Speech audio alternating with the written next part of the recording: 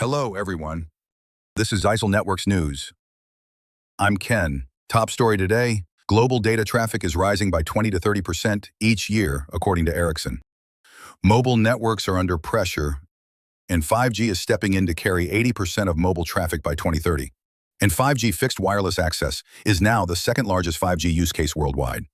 Let's look at real-world deployments.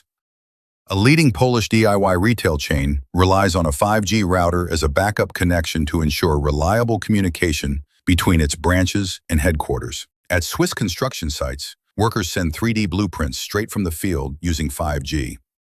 At a rural Italian resort, 5G keeps guests happy and business running smoothly, no matter what. From job sites to countryside retreats, these cases highlight how 5G FWA delivers speed, flexibility, and uptime exactly where it's needed most. That's it for Zyxel Networks News. Stay fast, stay connected.